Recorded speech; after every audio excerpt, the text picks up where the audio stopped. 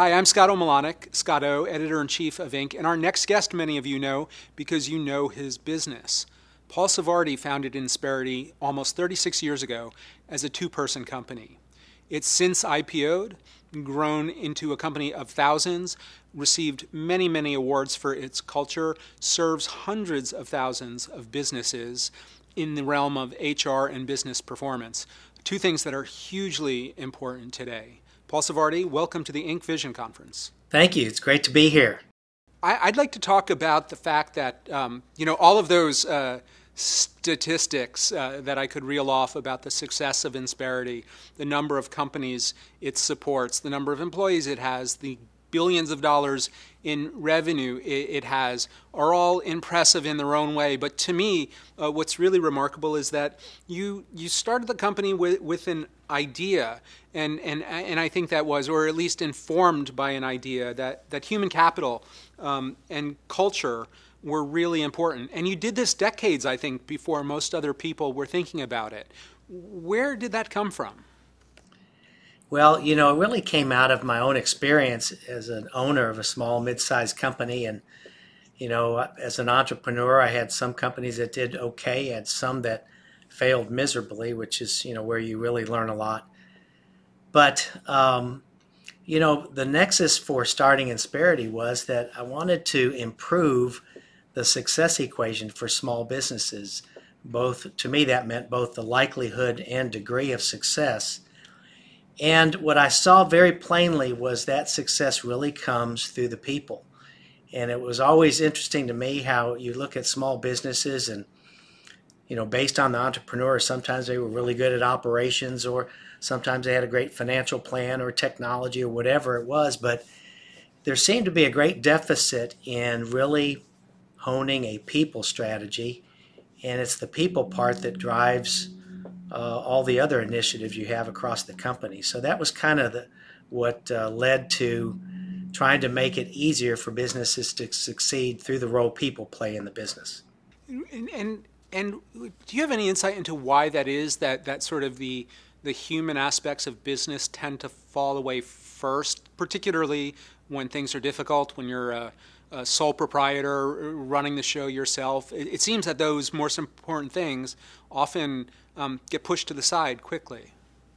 I think that's a typical problem for entrepreneurs in general, that a lot of times the urgent is taking precedent over what's most important. And when we started Insperity, it was pretty much just fortuitous that we sat down and started to write down what later became the values of the company. We were just trying to answer the question, well, if we are going to start another company, what kind of company would we want it to be? And I wrote down several things like half of being smart is knowing what you don't know. And, I'd want to hire people for their input, not their output. Another thing we wrote down was that I want to have a company where people, work to live, not live to work. Now, as we were writing all those things down, what eventually we realized was we had started with a corporate culture in mind, a culture by design, instead of what most companies end up with is a culture by default. And that became a very central element of what I think is still the leverageable strength of that's really forming our success even today.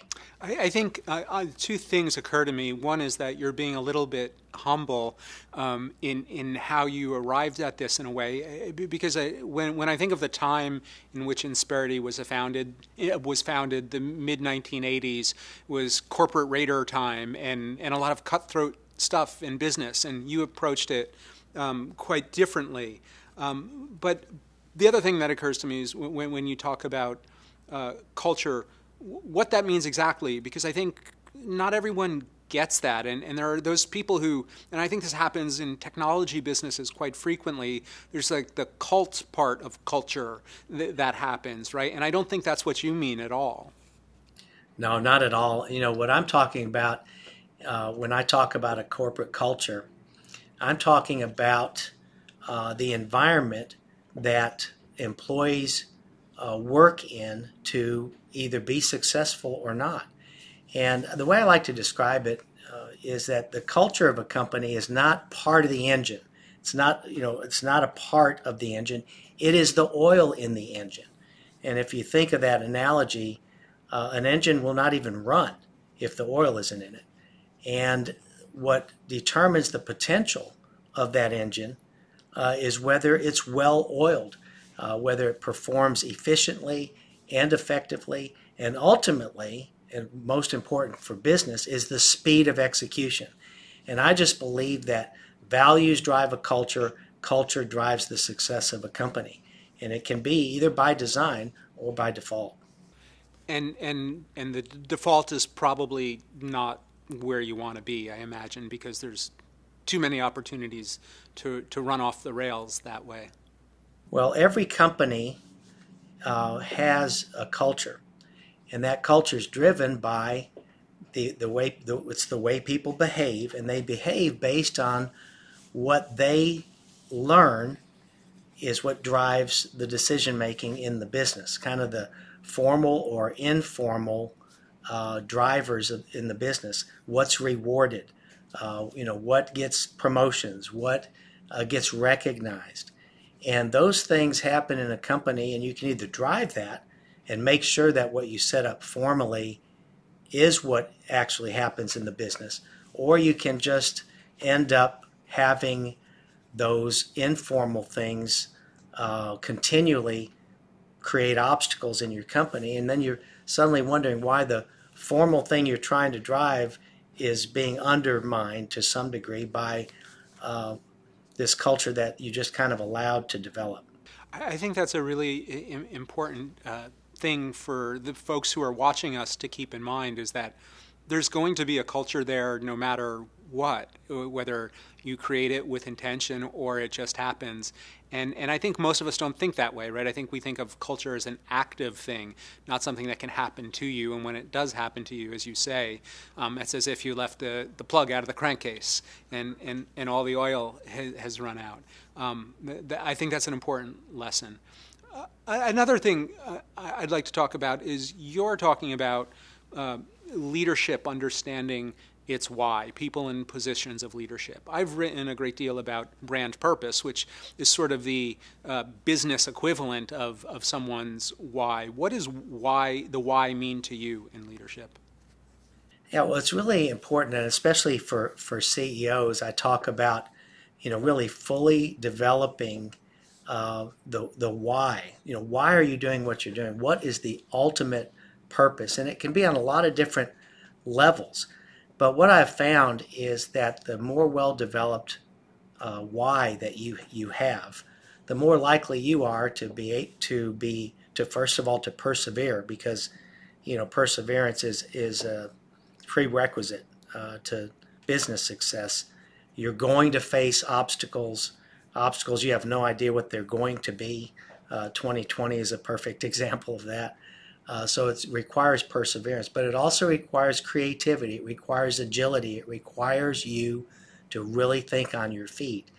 And what I have found is that when a CEO or business leader knows why they're doing what they're doing, they will figure out how.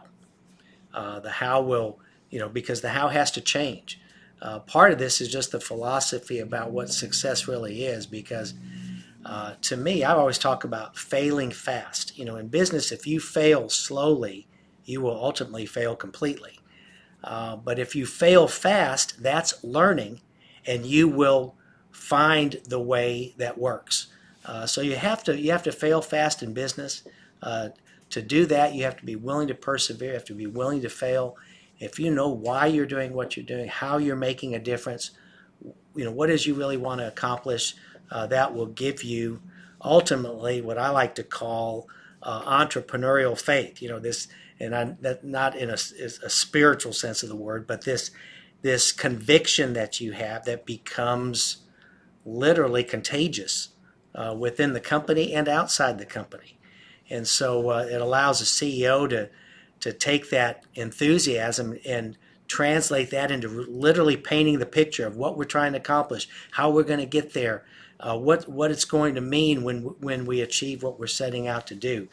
That type of what I like to call entrepreneurial faith is developed out of really knowing why you're doing what you're doing. And do you think that why is different from everyone? Is it something innate that we cultivate, or is it like a suit that you put a new one on when you put on a new business? I think it's a combination of making an assessment, developing a sense of calling, looking at your background, looking at your history, looking at your skill sets, looking at uh, the happenings of your life and saying, what does it add up to? Does it add up to doing what you're doing right now? And the reason this is so important is because most people literally live life with one foot on the gas and one foot on the brake, and they wonder why they're not getting very far very fast. And the secret is to get that foot on the pedal, get your foot off of the brake, and be able to confidently put the pedal down.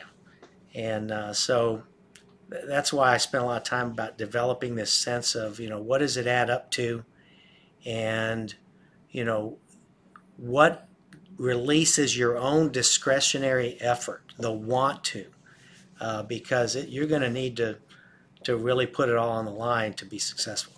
And so you think there's some value in say someone looking across the commonalities of their say business history. What roles, for example, they had, and what were the common things that they excelled at or excited them, and that can help point them toward a why. Yeah, absolutely. People talk about passion, having a passion, and which is kind of to me a first step. What is it that you have an affinity for, but also making this honest assessment, being brutally honest. What you're best suited to do. Um, that's why I said, when we started Insperity, I was always talking about half of being smart is knowing what you don't know, and then being brutally honest, so you can say, okay, even if I like this, am I the best person to do that part? Or should I be, what's my highest and best use? And if you think about that, if you really will find your highest and best use, and the process that you go through to find that and to accentuate that, to mitigate the areas that you're not as strong and really focus on the strengths. If you can replicate that in your organization, that's how you end up with an organization of people giving discretionary effort in a role that they are well suited to perform. You're well on your way when you see that replicate in your organization.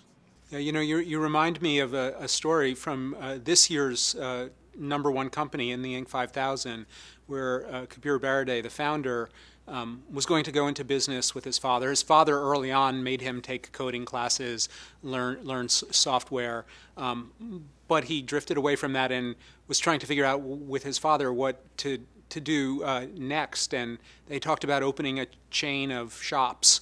And he stopped at one moment, knowing that he felt some responsibility to his father, but also saying to himself, is this really what I'm meant to do? Are my skills and my passion and my abilities really best directed here or somewhere else? And he ended up somewhere else, developing the company OneTrust, and ended up being the number one company on the 5,000 this year because of that. So I would say he's someone who landed at his why in a way. Yeah, that honest personal inventory that he kind of went through. And then, I always talk about the why, but it's also the why not. You have to think about it. Am I doing this really for the right reasons? Or, is there some other reason? Am I really doing this to please maybe someone else? Or, maybe there's a good that you're doing, but it's not the highest and best use, and it's not going to drive you every day the way it has to really give it your all and be at your best. You've also talked about, obviously the link between businesses and people. It's what your business is founded on. You've also talked about the link between businesses and community and the need for businesses to succeed, for communities to prosper. Can you tell me a little bit about that? And because I especially think about this when both communities and businesses are having a hard time of it right now. Yeah, absolutely. That's really our mission statement, is helping businesses succeed so communities prosper. And we really believe fully in that direct connection between local, small, and medium-sized business success, and as a foundation for prosperity of the whole community. And the obvious part, of course, is jobs that are created, and how important. If you don't think a job's important, just try being without one when you need one. It really is critical in so many ways. But way beyond jobs, what happens in the small and medium-sized business community is kind of like the local leadership of the area. And especially in a time of crisis, I can remember back like when 9/11 happened, and since that crisis kind of happened at work with the towers and so on, there was an incredible need for leaders to stand up and to really provide direction and continuity through a time of unbelievable uncertainty. So that role of a business leader does a lot more in a community. It also leads to philanthropy and volunteerism and so many other things. But I just have found that there's such a direct link, that it really elevates a community. When you have say an Inc. 500 company that starts out and develops, they become a sense of pride in a community, about something that started there and evolved and developed, and it can have such a dramatic effect. And when you think about it, it's business owners, their employees, their families, and it just kind of really proliferates out from there. Yeah, I was speaking to Inc.'s chief data scientist the other day, Arnobio Morlix, his name is, and I was asking him what's more important in terms of driving prosperity someplace that hasn't necessarily had it in a significant way. So sort of second and third tier cities, say, or cities that used to be industrially prosperous but aren't now. I said, is it their ability to sort of lure businesses in with money, or is it the fact that there's businesses there that are already successful? And he told me, like, one successful business is so much more powerful than any money that a city or county or state might provide to attract businesses. I think that's really true. I really love supporting entrepreneurship. And we have a whole new it's a passing parade, new entrepreneurs coming every day. And this whole next generation are very mindful of making a difference, and they really want to see the full impact of what they do. And you're exactly right that that's if we can really help this startup mentality, it can make a huge difference down the road in so many communities. When we're talking about making a difference right now, obviously we're working through living through an incredibly difficult time, and we have people working from home, we have people unemployed, we have staffs that have been furloughed, we have skeleton staffs, running other businesses, and we have people working in high risk jobs, for example. Taking all of that in, thinking about Insperity, what is the most pressing HR issue that you see, human resources issue that you see right now, and actually, what can you do to help solve that? Well, this is amazing to me that this last several months since the pandemic began, it became very apparent to me that most of these issues were landing in the HR department. These were all people issues. It's people getting sick and insurance issues around that, and health care issues, of course, first, but working from home. So you got policies and practices, and how's that going to work? How do you communicate with people? How do you monitor results? Everything's changing in the work environment. Then you had the economic effects both on companies and individuals, and the loan programs and government's response and laws being passed and all these things that have to be managed coming through the HR function, even onto kind of the social unrest that ultimately came about. And then you have the race and diversity issues that became front and center. All these things were landing in the HR department, and I'm really proud of our organization because it really drove home the importance of having a sophisticated HR function ready, willing, and able to respond.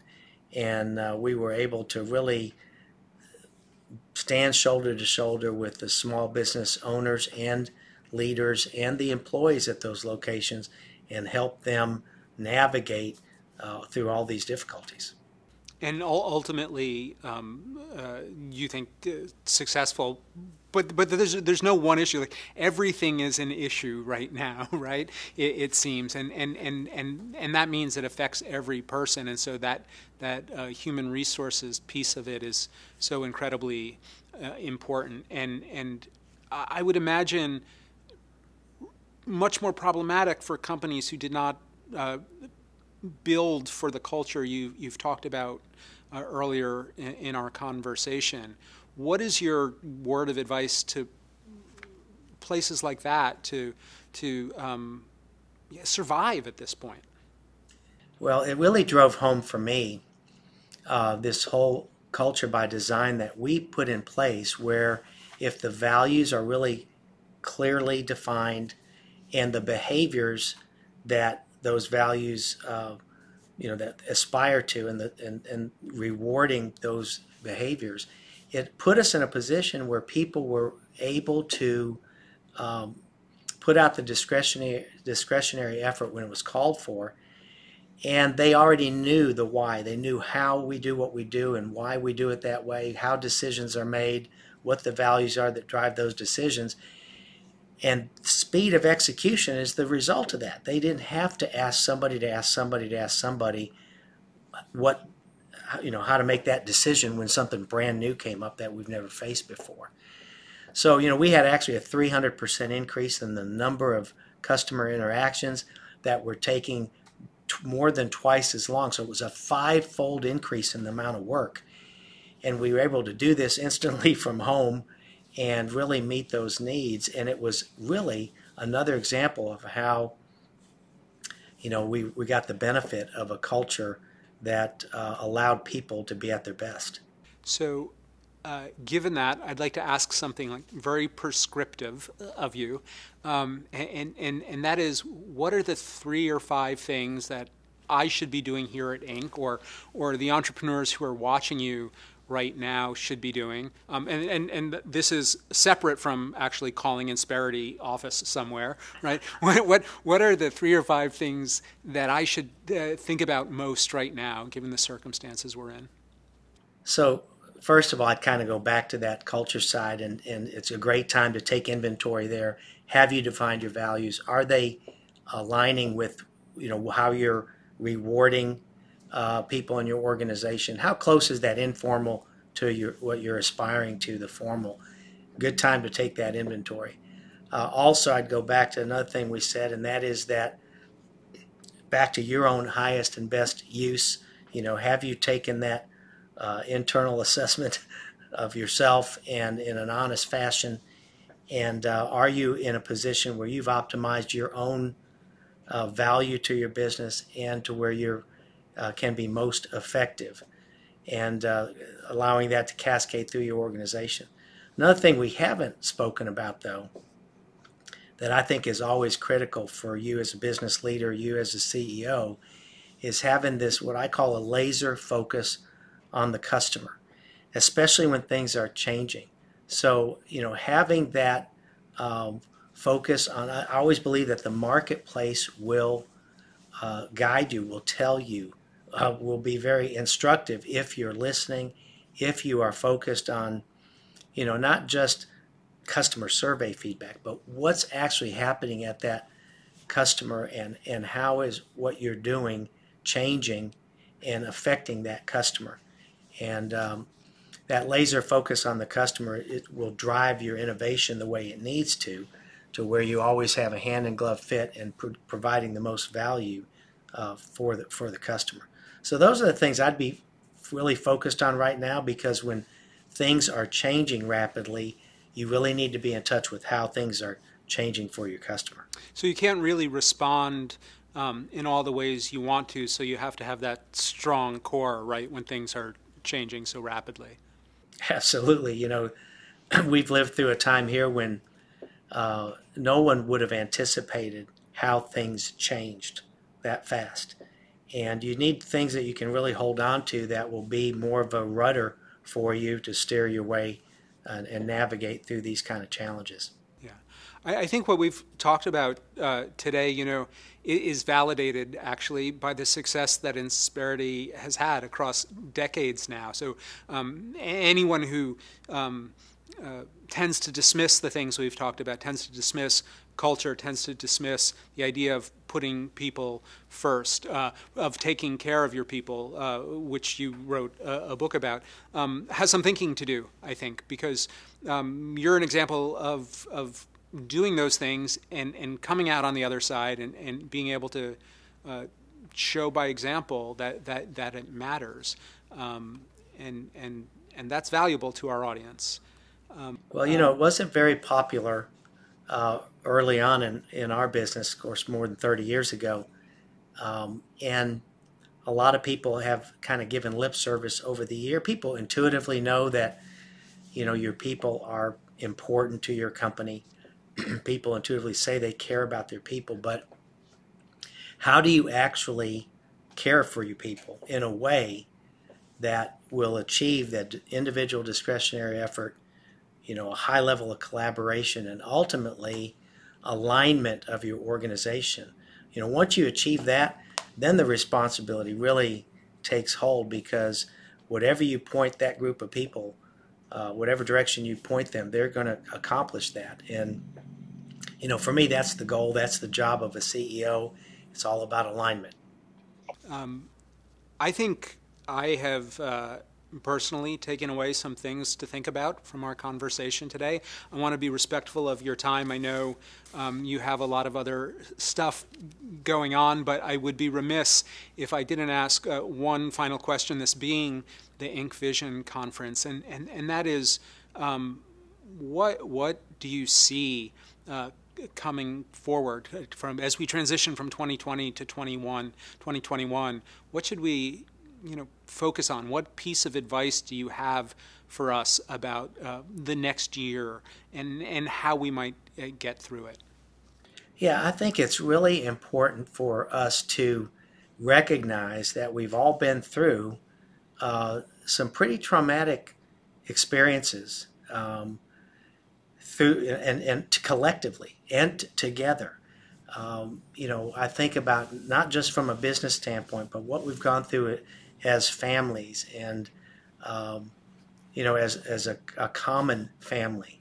And it's so important for us to shake off some of the things that have taken place and lift up our heads and proactively say, all right, it's time to, really get back to the aspirations we've always had. This has been a hurtful interruption in a lot of ways, but we've also gained a lot out of it. I think people have realized there's, what's really important in life.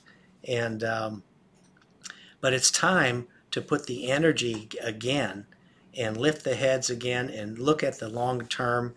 And let's come out of this thing stronger, better, and faster. And I think we can do that.